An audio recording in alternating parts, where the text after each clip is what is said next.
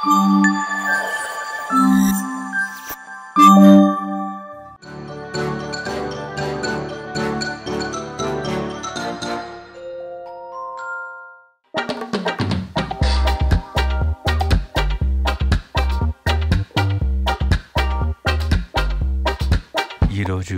Month first అంటే salary పడుతుంది.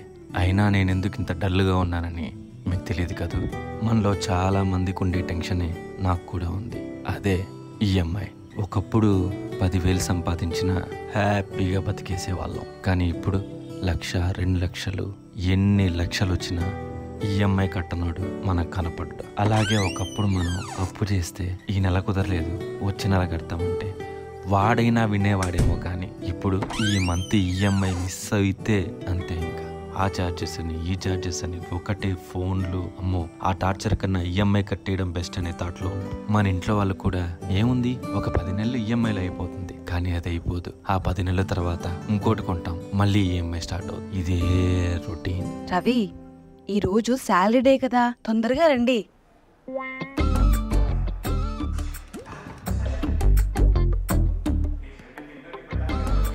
Bye.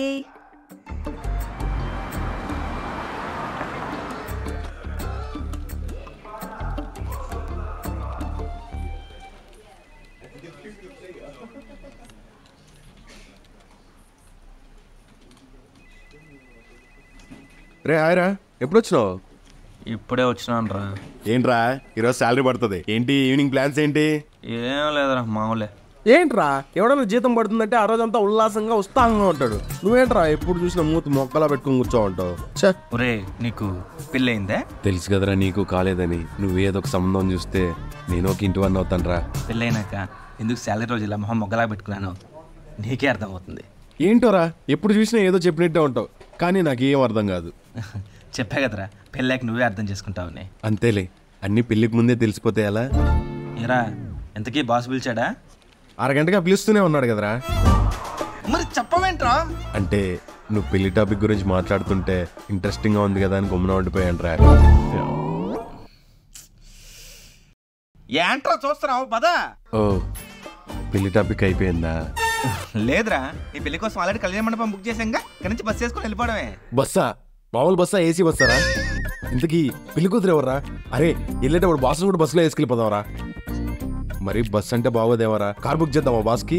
రే, నీకు జోక్ కి సీరియస్ కి తేడా తెలియదారా? ఇదంతా జోకా? అరే నువ్వు పెళ్లి విషయంలో ఇలా మాట్లాడకరా, అసలు నేను చాలా సెన్సిటివ్. ఓకేరా, పద. వీడికి అందుకే నెలగా పెళ్లి కాలేదు. కాన్సర్ట్ రెడీ అయిపోతుంది, మనం షూట్ 2 డేస్లో పెట్టుకుందాం సార్. Okay sir. మా క్రియేటివ్ హెడ్స్ చాలా టాలెంటెడ్ సార్, వాళ్ళు చూసుకుంటారు సార్.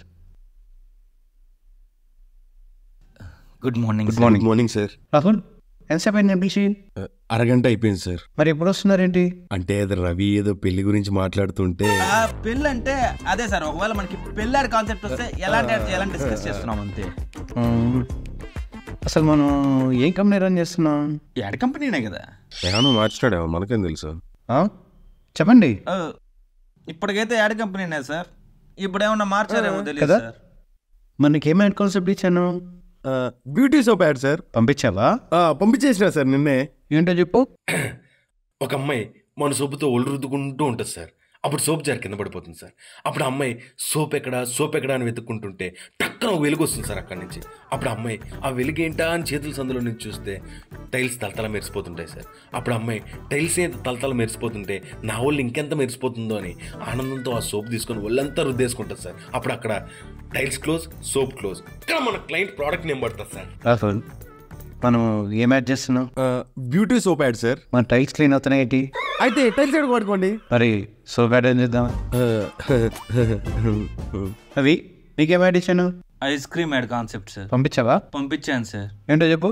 1 మంత్ పిల్లాడు పాపం పాల కోసం కుక్క పట్టి ఏడుస్తుంటే వాళ్ళ అమ్మ దగ్గర డబ్బులు లేవు. ఏం చేయాలో తెలియక మన క్లయింట్ ఐస్ క్రీమ్ తీసుకొచ్చి ఒక్క స్పూన్ తినిపిగానే వాడు, అమ్మా ఇది ఎక్సలెంట్గా ఉంది, నాకు రేపటి నుంచి పాలొద్దు, రోజు ఐస్ క్రీమే పెట్టు అంటాడు. వాళ్ళమ్మ ఆనందంతో ఒక డబ్బా ఐస్ క్రీమ్ తీసుకొచ్చి ఫ్రిడ్జ్లో పెట్టగానే మన క్లయింట్ ప్రోడక్ట్ నేమ్ అలా ఫ్లాష్ అవుతుంది సార్. 1 మంత్ బేబీ ఎక్కడైనా మాట్లాడుతుందా రవి? అదే కదా సార్ క్రియేటివిటీ. ఏరా బా ఎక్సలెంట్ ఐడియా రా. బా బా బా బా నెల నుంచి ఎక్సలెంట్ ఐడియా వచ్చింది, ఎక్సలెంట్ ఐడియా వచ్చిందంటే ఏంటో అనుకున్నా. ఇంత ఎక్సలెంట్ ఐడియానా? బా నాకెందుకు ఇలాంటి ఐడియాలు రావు? ఏంట్రా వీడియో నైట్ ఏమైనా మంది ఇస్తానవా?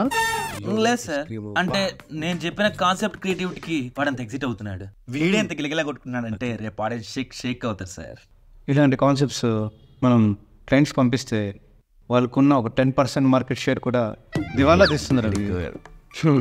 నాకు ఈవినింగ్ అంతా 2 కాన్సెప్ట్ రెడీ చేసి త్వరగా పంపించండి. ఓకే సరే సార్. ఏంటే అదే ఏం లేదు సార్, అంటే సాయంత్రం పంపిస్తా ఉంటాను. గుడ్.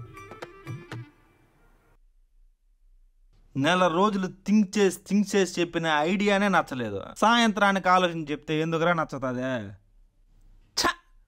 నా క్రియేటివిటీ మొత్తం వేస్ట్ అయిపోతుందిరా. ఈడ అనవసరంగా పని చేస్తున్నాను. ఈడ మానేస్తే పోతుంది. ఏదో ఈఎంఐలు కట్టలేక ఉంటున్నాను కానీ లేకపోతే మానేస్తున్నాను. ఎక్సలెంట్ ఐడియా రా. నువ్వు ఫస్ట్ ఓ గ్రూప్ కంపెనీ లాంటి కంపెనీలకు వెళ్ళిపో. గ్రూపా అంటే రే అదో పెద్ద యాడ్ ఏజెన్సీ కంపెనీ రా. ఇంకా ఎన్ని రోజులు రా ఈ కుక్క బిస్కెట్ యాడ్లు తీసుకుంటా? అక్కడికి పోతే సిల్క్ మిల్క్ పెద్ద పెద్ద యాడ్లు తీసుకుంటారు రా. నాలాంటి వాళ్ళు తీసుకుంటారా? రే నీలాంటి టాలెంటెడ్ పర్సన్స్ వెళ్తే కళ్ళకద్దుకొని తీసుకుంటారా. Let's think about it. అరే ఇందాక నుంచి నేను ఒకటి అడదాం అనుకుంటున్నాను రా. ఏంట్రా? ఈరోజు శాలరీ పడినాక నాకు ఒక 50,000 పంపిస్తావా? 50,000 దేనికిరా? 50,000 నాకే కదరా నాయన, క్రెడిట్ కార్డ్ బిల్లు కట్టాలి ఈరోజు. నువ్వు 50,000 నాకు ఇట్ట పంపించినావు, అట్ట కట్టి మళ్ళీ నీకు ఇట్ట పంపించేస్తా. అందుకేరా క్రెడిట్ కార్డులు అయ్యి వాడద్దంటే ఏనో నువ్వు. నీకు పెళ్లి కాలేదు కదరా? తెలుసు కదరా కాలేదని. అయితే పెళ్ళైనాక ఆటోమేటిక్ గా నీకే తీసుకోవాలనిపిస్తుంది. తీసుకోవడానికి నీ గ్రహాలన్నీ సహకరించి గుళగులుగా ఉంటది. అయితే పెళ్లి వరకు ఎందుకురా, ఇప్పుడే తీసుకునేస్తా. ఎందుకురా అప్పుడే కష్టాలు పడాలని అంత ఆతృతగా ఉన్నావు? ఆటోమేటిక్ గా పెళ్ళైనాక నువ్వే పడతావురా. ఇప్పటి నుంచి ఎందుకు ఆ కష్టాలు? అయినా మీ ఇలా క్రెడిట్ కార్డు వాడే వాళ్ళందరూ అదృష్టవంతులు రా, ఫ్రీగా వచ్చేస్తాయి డబ్బులు.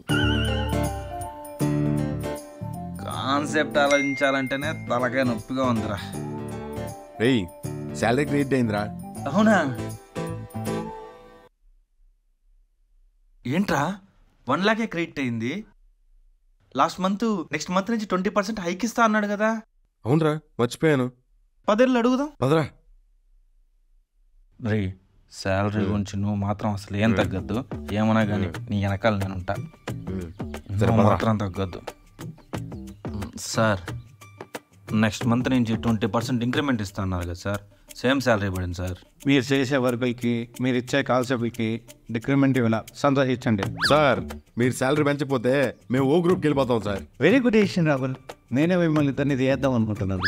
మీకు ఎలా చెప్పాలి అనుకుంటుంటే త్వరగా మీ ఇద్దరు రెసిగ్నేషన్ లెటర్స్ నాకు మెయిల్ చేయండి, నేను మీకు అప్రూవల్ ఇచ్చేస్తాను. రే రవి పదరా మనం ఓ గ్రూప్కి వెళ్ళిపోదాం. ఎక్కడికి రా పోయేది?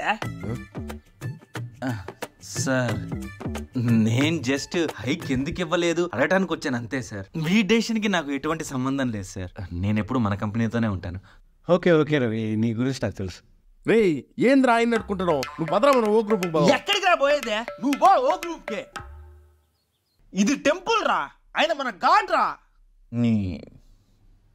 సార్ మీకు తెలుసు కదా. నాకు తెలుసు అవి, నువ్వు లోపలికి వెళ్ళి వర్క్ చేసుకో. Okay sir, thank you sir. Thank you Rahul. Bye రా. నువ్వు ఇంకా బయటకు వెళ్ళచ్చు సార్. రెసిగ్నేషన్ ఏం సార్? నేను ఏదో జోక్ గా అన్నాను. నేను సీరియస్గా తీసుకున్నాను రాహుల్. సార్ మీరే కదా సార్ బాస్తో ఫ్రెండ్లీగా ఉండమంటారు, మళ్ళీ ఇట్లా జోక్లు వస్తే సీరియస్ గా తీసుకుంటారు. లేదు లేదు రాహుల్, నువ్వు రిజైన్ పంపించేసి. సార్ కంపెనీకి ఎన్ని యాడ్లు ఇచ్చింటారు సార్ నేను? ఎన్ని ఇచ్చావా సార్? మొన్న కుక్క బేస్కట్ యాడ్ కూడా ఇచ్చినా కదా సార్. యాడ్ చేసిన తర్వాత ఫేస్బుక్ కూడా తినట్లేదంట. Sir sir please sir. Rahul sir త్వరగా ప్లీజ్ పంపించా.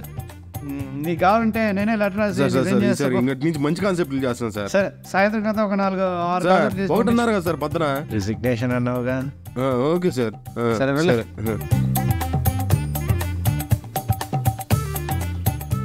రిజిగ్నేషన్ అంట, రిజిగ్నేషన్.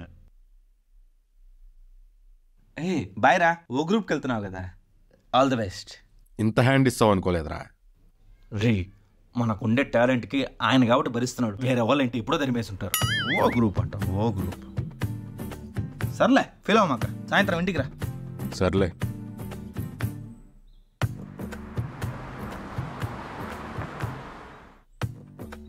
రారా.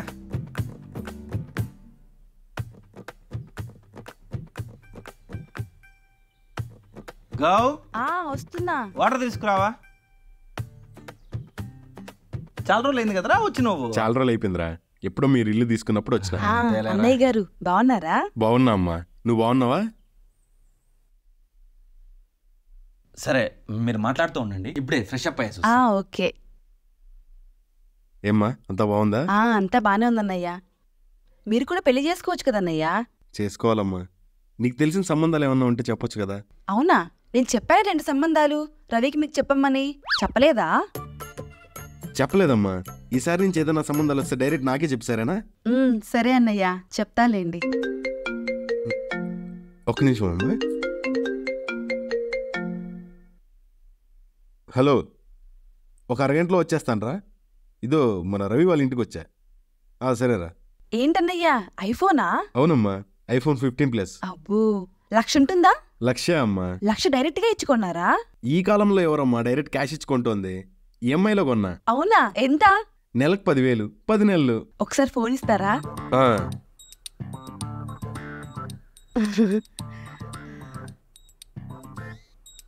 అబ్బా, ఎంత బాగుందో ఐఫోన్. నేను ఎప్పటి నుంచో అడుగుతున్నాను ఐఫోన్ కావాలని. కొనివచ్చు కదా. తీసుకోండి అన్నయ్య.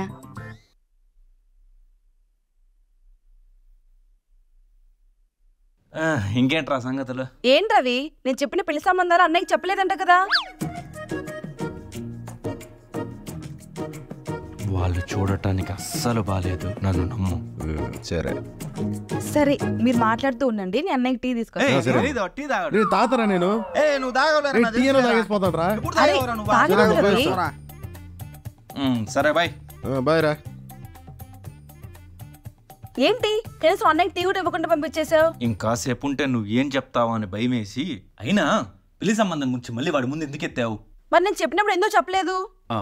అమ్మాయిలు ఏమన్నా బాగున్నారా అసలు? ఏందో కొంచెం తెలివిగా ఆలోచించు. నేను సైకిల్ చేస్తా ఉంటే కూడా మళ్ళీ అదే అడుగుతావు. ఏమన్నా అనుకుంటే మీతో కొంచెం మాట్లాడాలి. చెప్పు. ఒక నిమిషం. EMI debited, EMI debited, EMI debited. ఏంటో పొద్దున్న శాలరీ పడుతుంది, సాయంత్రానికి ₹1 కూడా మిగలదు. ఏం కర్మ పట్టిందిరా. చెప్పు, ఇందాకేదో చెప్తున్నావు. నాకు ఈఎంఐలో ఐఫోన్ కావాలి. ఏంటి మళ్ళీ ఈఎంఐలోనా? పేరుకి నాకు 1,00,000 శాలరీ వస్తుంది, కానీ నెలకి నేను ఏమేం కడుతున్నానో తెలుసా? దీన్నమ్మా ఈఎంఐ. ఈ సోఫాకి ఈఎంఐ, ఆ టీవీకి ఈఎంఐ, ఆ ఫ్రిడ్జ్కి ఈఎంఐ, ఆ వాషింగ్ మిషన్కి ఈఎంఐ, కార్కి ఈఎంఐ, బైక్కి ఈఎంఐ, నువ్వు కూడా శారీకి ఈఎంఐ. దీన్నమ్మ జీవితం. అప్పుడప్పుడు కట్టడానికి కూడా ఈఎంఐ కడతానే డౌట్ వస్తుంది నాగా. ఈ జనరేషన్లో ఎన్ని లక్షలు సంపాదించినా సేవింగ్స్ చేస్తున్నాడు చూడు, వాడికి హ్యాట్స్ ఆఫ్ చేయాలా. ఇంకొకసారి నా దగ్గర ఈఎంఐ అనే మాట ఎత్తావనుకో, good bye. Go, light off పడుకుందాం. ఏంటి చెప్తుంటే అలాగే కూర్చున్నావు? ఏమైంది? ఈఎంఐలో ఒక్క ఫోన్ అడిగిన దానికి ఓవరాక్షన్ గా పెద్ద అన్ని డైలాగులు చెప్పాలా? నీకు తెలుసు కదా ఆల్రెడీ ఎన్ని ఈఎంఐలు కడుతున్నాను. ఓహో, ఇప్పుడు నువ్వు కడుతున్న ఈఎంఐలు మొత్తం నా వల్లే కడుతున్నావా? సరే, నా దగ్గర ఉన్న బంగారం మొత్తం ఇచ్చేస్తాను, ఈఎంఐలన్నీ తీర్చేసేయ్, ఇంకే గొడవ ఉండదు. దానికి దీనికి ఏం సంబంధం? ఇప్పుడేంటి, నీకు ఐఫోన్ కావాలా? నాకే అవసరం లేదు. పర్లేదులే, తీసుకో. ఇంకో ఎక్స్ట్రా ఈఎంఐ అవుతుంది అంతే కదా. దాంట్లో అమెరికన్ ఎక్స్ప్రెస్ క్రెడిట్ కార్డు ఉంటుంది.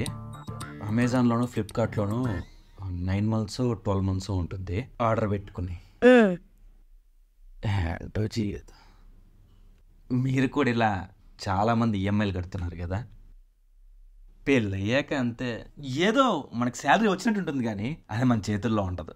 అలా ఈఎంఐల రూపంలో వెళ్ళిపోతూనే ఉంటుంది. ఏంటి, పెళ్ళి కాని వాళ్ళు కూడా కడుతున్నారా? సో పెళ్ళైన వాళ్ళు ఎంతమంది కడుతున్నారు, పెళ్ళి కాని వాళ్ళు ఎంతమంది కడుతున్నారు, మన ఎపిసోడ్ కింద కామెంట్ చేయండి. నెక్స్ట్ ఎపిసోడ్స్ ఇంకా రిలేటబుల్గా ఉంటాయి. సో సబ్స్క్రైబ్ చేసుకోండి రచ్చ గ్యాంగ్కి, గంట కొట్టండి, లైక్ చేయండి, కామెంట్ కూడా చేయండి. Order placed.